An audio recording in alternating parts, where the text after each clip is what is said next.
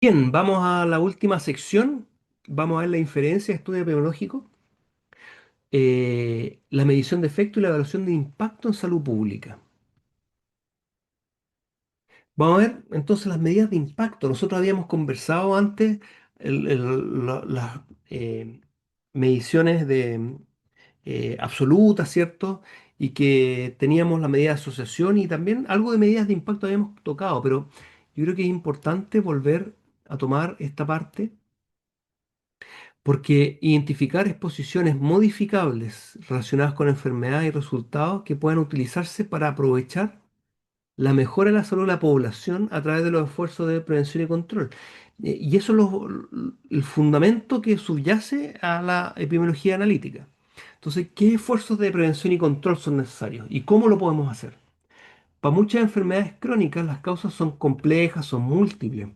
Hay tiempo limitado, dinero, energía y experiencia, hay que elegir entre las acciones alternativas y no es fácil a veces. Y el impacto y la medida de impacto proporciona una forma de desarrollar una base epidemiológica para esas decisiones. ¿Qué tenemos que hacer? ¿Cuánto tenemos que hacer? ¿Y cómo? ¿Y qué pasaría? Las medidas de impacto de impactos muchas veces son tomadas como sinónimo de medidas de efecto, ¿ya? Y nos proporcionan una información sobre el impacto en la salud pública, la salud de la población de una exposición y permite delinear la contribución de una exposición específica a la frecuencia de enfermedad. Y así tenemos, y a ustedes les suena porque lo comentamos antes, riesgo atribuible, riesgo atribuible porcentual, riesgo atribuible poblacional y riesgo atribuible porcentual poblacional. Entonces, ¿qué se necesita para la evaluación del impacto de la salud pública? Evidencia sólida de que el factor de riesgo está es un componente de la vía causal. Primero, hay una asociación claro y que está dentro de las causas, ¿cierto? Conocimiento de la frecuencia del factor de riesgo en la población. También conocimiento del riesgo adicional que impone cada factor de riesgo, por sobre la base o por sobre el benchmark o la referencia. La comprensión de las acciones que son o que podrían ser eficaces para reducir el factor de riesgo e información sobre la reducción del resultado de la enfermedad con una acción preventiva o el riesgo atribuible. Todas ellas asuman o requieren que exista una relación de causa-efecto entre la exposición y el resultado, porque si no hay causa-efecto, todo lo que vamos a hablar ahora no se aplica. Entonces nosotros habíamos hablado del riesgo relativo, que nos habla de la fuerza de asociación. ¿Qué tan asociados, qué tanto se relaciona una exposición con una enfermedad? En cambio, el riesgo atribuible es una medida del potencial de prevención de la enfermedad si se pudiera, fíjense, eliminar la exposición completamente. Ejemplo, fumar. ¿Cuánto podríamos reducir el cáncer pulmonar de mama si es que nadie fumara en la población, por ejemplo? Suponiendo una relación causal, siempre. Entonces, el riesgo relativo tiene que ver para la etiología. ¿Qué causa esto otro? ¿De dónde viene? En cambio, el riesgo atribuible tiene que ver con más políticas, programas y financiamiento. ¿Cuánto reducimos de esto? ¿Cuál es el impacto en la población? Entonces, hay dos maneras de medir el impacto potencial, ya sea en los casos expuestos o en la población en su conjunto. El riesgo atribuible, que tiene que ver con lo primero, con la fracción que se puede atribuir a los casos que han sido expuestos a un factor, y el riesgo atribuible poblacional es la fracción atribuirle a la población o la fracción de casos de la población debido a esa exposición. Vamos a ir revisándolo más en detalle. Entonces, el riesgo atribuible referido a expuestos, riesgo atribuible poblacional referido a expuestos y no expuestos a nivel de toda la población. Entonces, entre aquellos expuestos, pongamos el ejemplo de aquellos que fuman. ¿Cuánto de la enfermedad que ocurre puede atribuirse a cierta exposición o a cuánto de los que fuman, cuánto del cáncer pulmonar puede asociar al hecho de fumar? Y así tenemos el riesgo atribuible y el riesgo atribuible porcentual. Es de interés primario, sobre todo para clínicos y con un enfoque de prevención en grupos de alto riesgo, porque son los expuestos, ¿cierto? Y vamos a ver. Imagínense que los expuestos, fumadores, y los no fumadores tienen cierta incidencia de cáncer y que nosotros tomamos esto como la base. El cáncer en no expuestos porque es la base poblacional, es nuestra referencia. ¿Les suena, no? Y la diferencia en aquellos expuestos es básicamente la diferencia en la incidencia de los expuestos, que está acá, menos la de los no expuestos. Y eso nos da el riesgo atribuible, que es básicamente la tasa de enfermedad en la población que se puede atribuir directamente al hecho de haber sido expuesto. Fíjense, tasa de expuestos en nuestra 2x2, A, B, C, D, enfermo, no enfermo, expuestos, no expuestos. Es A dividido A más B y C dividido C más D. Y en la diferencia, una simple resta. Y equivale a la tasa de incidencia de los expuestos menos la de los no expuestos. Así de simple. También se le dice la diferencia de riesgo. Y que fíjense, si aquí nosotros la calculamos, no voy a entrar mucho en detalle, pero ahí están las tasas, y que aquella incidencia en los no expuestos, 87 dividido por 5.000, es el riesgo base. Es como lo que hay en la población o en las personas de, eh, como de base para poder entender el fenómeno.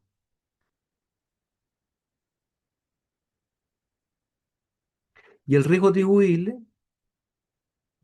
entre fumadores, en el caso de acá, 10,6 de los 28, de los 28, fíjense,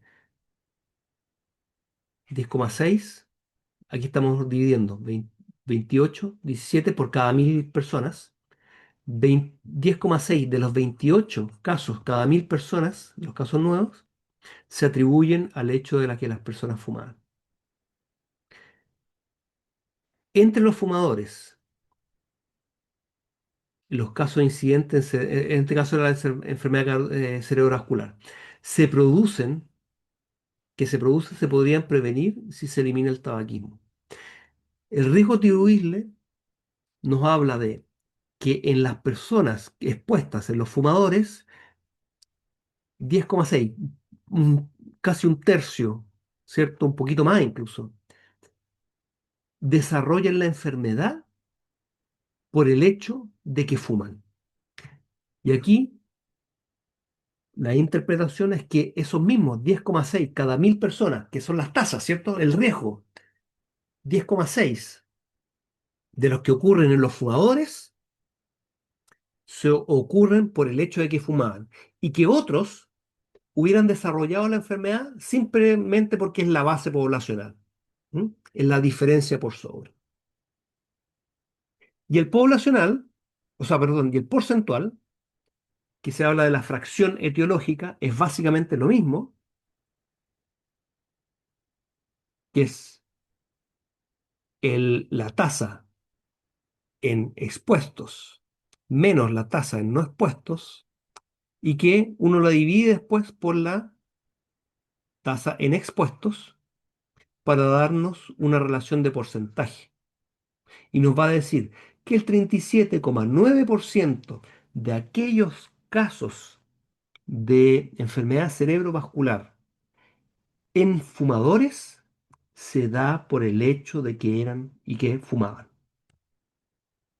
Entre fumadores, el 38% de la morbilidad puede atribuirse al tabaquismo. Y se podría prevenir entre aquellos fumadores el 38% si es que se eliminara el tabaquismo en estas personas. Desde el punto de vista de la salud pública, a veces nos interesa tanto los beneficios de una intervención al grupo expuesto como también a toda la comunidad. Y aquí viene que es el concepto muy parecido al riesgo atribuible, pero ahora poblacional. Y la pregunta es, ¿qué proporción de la enfermedad en toda la población, y no solamente en aquellos expuestos, como estaba viendo antes, es atribuible a la exposición en particular? Y aquí estamos viendo el riesgo atribuible poblacional, que incluye tanto expuestos como no expuestos. En cuanto a la enfermedad que ocurre, se puede atribuir a cierta exposición, y aquí surge tanto el riesgo atribuible poblacional como el atribuible poblacional porcentual. Súper importante para políticas públicas y para financiamiento. Entonces, ¿qué es lo que vemos nosotros? El exceso de riesgo de desarrollar la enfermedad en la población total, expuestos y no expuestos, atribuible a el hecho de haber estado expuesto, al hecho de fumar. Reducción del riesgo que se lograría si la población no se hubiese expuesto, la población completa, no solamente en los expuestos, completa, no se hubiese expuesto por completo. Ayuda a determinar qué exposiciones son relevantes para la salud pública de la población. Y fíjense, el riesgo atribuible poblacional es la misma resta, la única diferencia es que la incidencia que se resta a la incidencia de los no expuestos es la de la población y no la de los expuestos, como ocurría anteriormente. Y aquí lo vamos a ver. El concepto es el mismo: incidencia de la enfermedad en la población, incidencia de la población incidencia en los no expuestos, y la diferencia es el riesgo atribuible poblacional. Y el riesgo atribuible poblacional porcentual sigue la misma lógica. Es la misma resta que se divide por la incidencia de la población para dar una relación porcentual en base a 100, y que nos permite ver qué es lo que pasa con estas exposiciones en toda la población. Entonces, algunos riesgos atribuibles porcentuales eh, en cáncer, por ejemplo. Eh, el tabaco tenía 30, 29, dieta 35, riesgos ocupacionales, características sexuales de reproducción, alcohol, contaminación, etcétera. Entonces, si queremos estimar cuánto de la carga de la diabetes entre los rancagüinas y rancagüinos se atribuye a la obesidad, deberíamos calcular eso. Tenemos que extraer las incidencias de las muestras aproximadas de las tasas de incidencia de toda la población. Entonces vamos a calcular los riesgos atribuibles poblacionales. Diabetes, sí, no, el peso obeso normal. Y vamos a calcular. Obesidad en la población, fíjense que ya no lo sacamos de acá, lo sacamos de acá, del total. 1100 sobre 10.000. Y nos da eso. 110 por cada 1000. Y en aquellos incidencia o los casos o la tasa en no expuestos, 250 dividido 5.500, que nos da el riesgo base. Y hacemos la simple resta y nos da 64,5 por cada 1000 habitantes. Y después podemos calcular el porcentual, que es básicamente lo mismo, solo que lo dividimos por la incidencia total para darle una relación porcentual, ¿cierto? ¿Cuánto del total? Entonces, ¿cuál es nuestra conclusión? Que en Rancagua el 59% de los casos de diabetes pueden atribuirse a la obesidad en la población. Y en Rancagua, que está la misma interpretación pero alternativa, 59% de los casos de diabetes podrían prevenirse si los residentes de Rancagua perdieran suficiente peso. Eso es nuestras medidas, tanto los riesgos atribuibles como los atribuibles poblacionales deben interpretarse con cautela. Incluso si es que es causal, no sabemos si realmente contribuyó a que se produjera la enfermedad en todas las personas expuestas. En algunas expuestas, otros factores causales también pueden estar y ser responsables. Por lo tanto, hay que mirarlo con cierta cautela respecto de esto. También tenemos algunas medidas de impacto clínica, ¿ah? Por ejemplo, el número necesario a tratar, y que se pueden calcular con esta fórmula muy simple, uno dividido el riesgo atribuible, ¿ah? Eh, cuando el riesgo atribuible es una proporción. Y que podemos ver, por ejemplo, un ejemplo del Tamiflu, y esto es un ejemplo, y lo vamos a ir viendo acá. Ustedes pueden ver las tasas, este es el estudio, el riesgo relativo 0,11. ¿Por qué? Porque ocupar el antiviral reducía el riesgo de influenza, esto en personas mayores, y desarrollarlo de manera preventiva. La reducción del riesgo relativo era 0,89 y el riesgo atribuible era, fíjense, 12,6% por cada 100, 1,4 por cada 100, que son estos, y sacados de aquí, de ahí y de ahí, y nos da 11,2 por cada 100 o por ciento. Y fíjense, si nosotros el número necesario de tratar es uno dividido el riesgo atribuible como proporción y igual a cada 9. ¿Qué significa?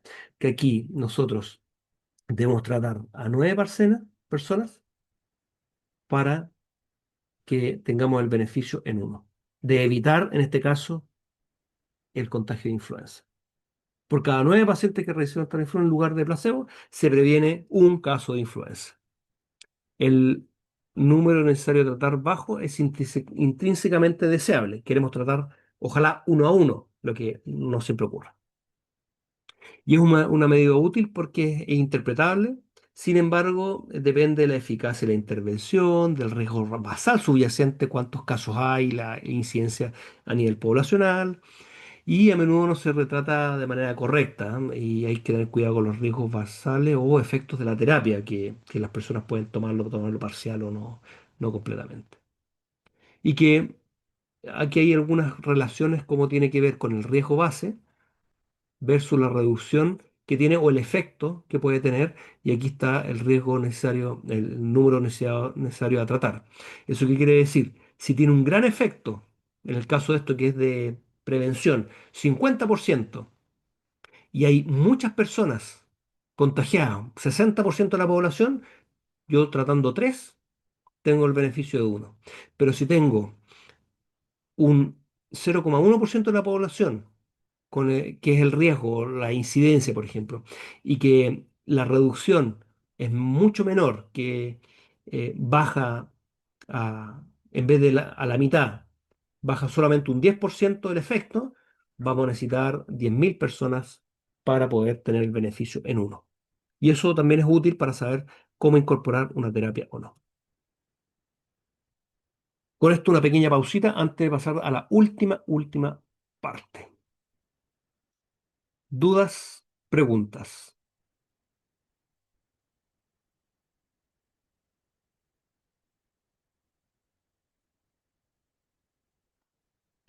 Riesgo atribuible en expuestos.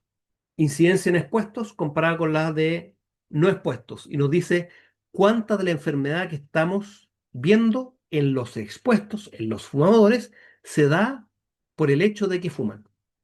Riesgo atribuible poblacional, el riesgo de toda la población comparado con el riesgo de los no expuestos. Siempre los no expuestos es el riesgo base. Y eso nos dice cuánto de el riesgo que hay en toda la población está asociado al hecho de que existe ese factor de riesgo.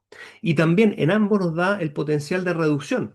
Podemos reducir en tanta cantidad el riesgo o el porcentaje de la incidencia si es que nosotros eliminamos ese factor. Eso es lo que nos permite. Y es una simple resta o una resta más una división que nos permite dar una relación porcentual de cuánto del porcentaje del total de casos, tanto en expuestos, cuando estamos hablando de riesgo atribuible, o de toda la población, se puede prevenir cuando estamos hablando de riesgo atribuible poblacional.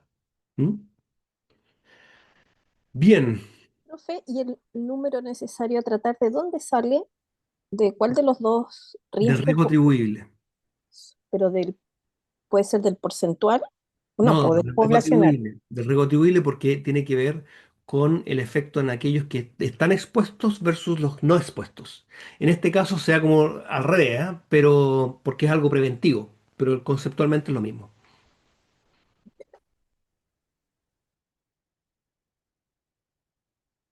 ¿Sí? Bien, seguimos la última parte, a no desfallecer.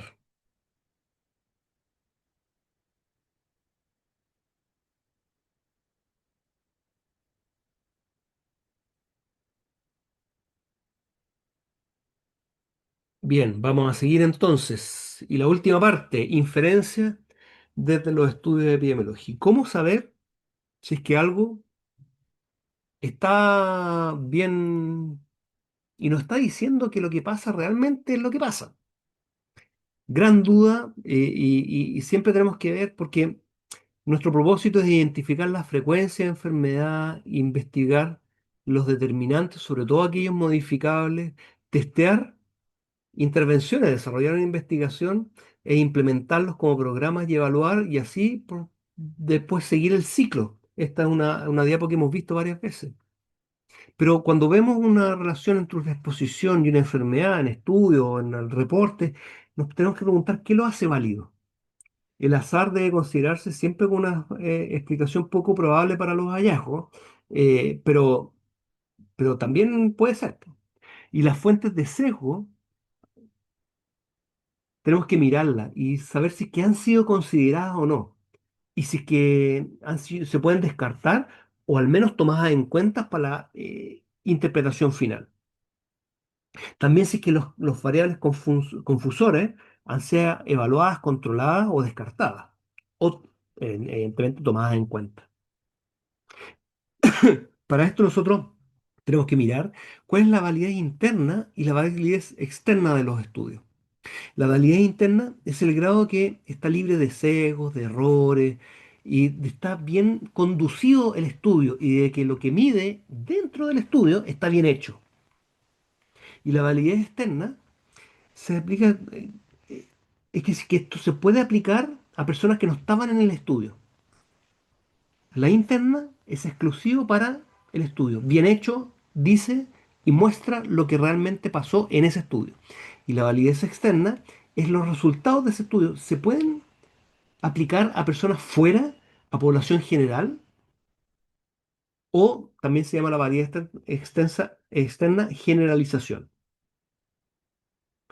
Entonces, hay algunas asociaciones válidas que solo existen dentro de subgrupos de la población y que pueden ser parte del estudio y que después no las podemos llevar a toda la población. Beneficios para la salud puede existir solo en su grupo y puede no afectar a toda la población de manera igual. Entonces hay que tener harto cuidado. Y un resultado inválido no se puede generalizar si es que hay un estudio clínico randomizado sobre doble ciego, muy bien hecho y que está con cierto sesgo específico y que no da un resultado que no es válido, eso no lo podemos generalizar a la población general después. Por lo tanto, la validez interna nunca debe verse comprometidas con un intento de la generalización o poder aplicar a la validación externa. Hay que tener harto cuidado. Lo primero es que el estudio esté bien hecho, libre de sesgo, bien conducido, válido internamente. Y después podemos ver si es que eso se puede generalizar a toda la población. Por eso es importante, si es que la exposición se relaciona a la enfermedad, eh, se puede etiquetar como un determinante o un que sugiere un papel causal. eh, y así poder diseñar programas para controlar esos determinantes y reducir la enfermedad de la población. ¿Mm? Entonces, claro, nosotros, los estudios siempre sugieren que estos son factores. Nunca es perfecto. ¿Mm? Y la asociación y la causalidad no son lo mismo, ustedes lo han escuchado mil veces, pero fíjense, la relación y la asociación es una relación identificable entre una exposición y una enfermedad. Implica que la exposición podría causar la enfermedad. Podría. Las exposiciones asociadas con una diferencia en el riesgo de enfermedad se denominan factores de riesgo, obvio. Asociaciones. En cambio, y esto lo voy a repetir tres veces, eso es la asociación. En cambio, para diferenciarlo de la causalidad implica que existe un verdadero mecanismo que conduce desde la exposición hacia la enfermedad. La asociación que podría causar la enfermedad, la exposición a estudiantes, que generan, y cuando vemos asociaciones positivas, son factores de riesgo, pero a diferencia de la causalidad, esta causalidad requiere un verdadero mecanismo que explica la conducción desde la exposición, fumar, al cáncer de pulmón. Ese mecanismo es la diferencia entre la asociación y la causalidad. Fíjese aquí, ustedes tienen la asociación entre los matrimonios en Alabama, en rojo, y el número de personas que se electrocutaron en líneas del tendido eléctrico. Cuando uno hace este estudio y ve la correlación es de un 90%. Perfecto, súper bueno. Acá el número de personas que se ahogaron en una piscina eh, comparado con la electricidad generada en plantas atómicas, nucleares. Y si ustedes se fijan, también tienen una correlación súper grande. ¿Eso quiere decir que tengan alguna relación? Están asociados, lo que se llama una asociación espuria. Están asociados, quién sabe por qué, pero no tiene un mecanismo atrás. No podemos decir que, pucha, la gente porque se casa se electrocuta más. O, bueno, sería raro al revés. Estos son ejemplos para que no toda asociación tiene una relación causal. Eso es importante. Si no hay causalidad, ¿cómo podemos avanzar hacia los programas? Entonces la paradoja, que existen pruebas definitivas de causalidad y cómo podemos diseñar la intervención para reducir los problemas. Chuta, ¿qué hacemos, po? Entonces, para pasar de la causalidad y dar el salto o sea, llegar a la causalidad o lo más cercano y pasar de esa asociación, que es lo que nosotros podemos medir y estudiar, es algo importante. Y para eso ha existido un montón de directrices prácticas, incluso con base filosófica, desde la deducción, falsificación, ciertos conceptos, estudios y partes incluso con estadísticas bayesianas, y que han tratado de pasar de una asociación probabilística mecanicista a esta causalidad y también a esta de que existe algún mecanismo ahí. Uno apoya el razonamiento científico para inferir que hay esas relaciones causales, no necesariamente medirlas, a eso me refiero. ¿M? Y a través de esta evidencia probabilística, de probabilidades y de mecanismos que no son fáciles de medir por lo demás. Entonces, eh, la evidencia y la causalidad, nosotros no podemos tenerlo claro, pero hay factores que forman parte de circunstancias complejas que aumentan la probabilidad de aparición de una enfermedad y que una disminución de uno más de estos factores disminuye la frecuencia de enfermedad. Y esos son los factores de riesgo y que tienen una relación hacia la causalidad y que no necesariamente es lo único. Entonces nosotros hacemos estos estudios para acercarnos y hacer esta inferencia causal. eh, Necesitamos no solamente un estudio, sino que un grupo de estudios que nos permitan entender mejor, de mejor manera. Y así se han creado estos criterios de causalidad de Bradford Hill, que son aquellos que tienen a continuación la fuerza de asociación. Cuando nosotros encontramos, por ejemplo, un riesgo relativo de 10, es probablemente ahí hay una relación más cercana a la causalidad que si encontramos un riesgo relativo de 1,001. La fuerza. La consistencia que se da este tipo de relaciones de manera más frecuente en el tiempo y siempre de manera parecida. O en distintos tipos, por ejemplo, el consumo de cigarro eh, y también las muertes por cáncer de pulmón.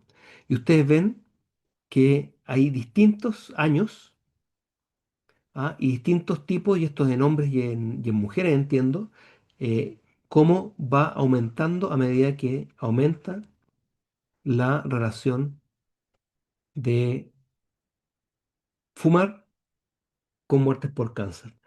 Y eso quiere decir que en distintos grupos se comporta de manera similar, consistencia, que se replica. Después, especificidad, que esta especificidad que se genera una causa con un resultado. Si es que solamente encontramos que el hecho de tener la asociación al asbesto con cáncer pulmonar, pleural, etcétera, es más probable que esto tenga múltiples resultados de enfermedades. Otro criterio es la temporalidad. Siempre una causa va antes que el efecto. Muertes por día y el material particulado. Contaminación subió, muertes le siguió un poquito después. Al menos esta contaminación con este estudio de muertes, la exposición precede al aumento de las muertes. Probablemente ahí hay algo. Y esto nos puede acercar a la causalidad. Gradiente biológico o dosis-respuesta. Las muertes por cáncer pulmonar, o muertes en realidad, nunca fumaron. Fumaron poquito, fumaron más con poco, fumaron mediano, fumaron mucho. La mortalidad sube a medida que aumenta la dosis o el gradiente biológico de exposición con respecto a la exposición y su relación con, en este caso, la muerte. La plausibilidad biológica es que existen mecanismos descritos biológicos ya establecidos y que sea razonable de hacerlo en base al conocimiento establecido. Que hay un mecanismo, lo que hablábamos también, que haya descrito un mecanismo, que haya coherencia, que sea coherente con el conocimiento previo, con las teorías biológicas y que no contradiga las distintas leyes de la física, biológica y las teorías que existen. Que existe evidencia experimental. Por ejemplo, en un lugar donde había contaminación y aumentaban mucho las muertes y que se hizo un programa de descontaminación y que posterior a eso bajaron las muertes. Bueno, evidencia experimental. En la práctica del día a día, al controlar el factor, se redujo el efecto. Y algunas analogías como procesos similares también pueden darse en este caso, que, como por ejemplo la relación entre el sedentarismo y el infarto agudo al miocardio, o el sedentarismo y la aterosclerosis, etcétera, ¿verdad? Puede hacerse con mecanismos similares. Importante que ningún estudio es suficiente para la inferencia causal. Se requiere múltiples estudios, múltiples evidencias, quizás con distintas poblaciones, distintas dosis, distintos gradientes y varias cosas. No todos los criterios causales, y esto es súper importante, deben cumplirse para inferir causalidad. No es que esta sea un checklist, sino que todas estas factores y estos criterios nos ayudan a poder evaluar de mejor manera si es que estamos más cercanos a una causalidad o no en un estudio específico. Y al final es difícil probar asociaciones causales para la mayoría de las enfermedades, en especial para las enfermedades crónicas, y eso es un problema de nuestras capacidades de estudio. Y la inferencia no es un proceso sencillo, requiere la interpretación basada en el peso de las pruebas, que no existe necesariamente una norma súper clara, sino que con estas recomendaciones poder evaluar qué tanto sesgo, qué tantos problemas, se dan estos criterios, cuáles se cumplen, cuáles no, uno pesa más que el otro, cómo está y poder decir, bueno, en realidad esto, cuál es el tamaño del efecto. Los distintos estudios muestran el mismo efecto en poblaciones muy distintas, en distintos sexos, países, edades. Bueno, probablemente ahí hay algo, si es que está todo apuntando hacia el mismo lado. Y así tenemos una pirámide de asociación, pues, desde que tenemos el azar, que nos juega una mala pasada, estas asociaciones espurias o estos artefactos, otra cosa que pueda estar explicando. Después la confusión, que nosotros vemos una relación y que existe, pero que está explicada por otra razón. O una relación que no es causal necesariamente, o finalmente, que es lo más difícil y es como el santo grial de la epidemiología, poder encontrar una relación causal. Y así vamos llegando al final, y así como dice este chiste donde la persona en lo primero dice, yo pensé que la correlación implicaba causalidad.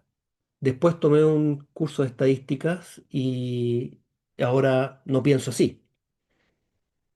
Y la persona le dice, bueno, parece que la clase te ayudó.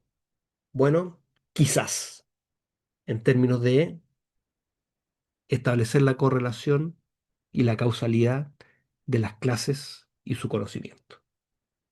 Y con eso llegamos al final de esta clase y del curso de este año.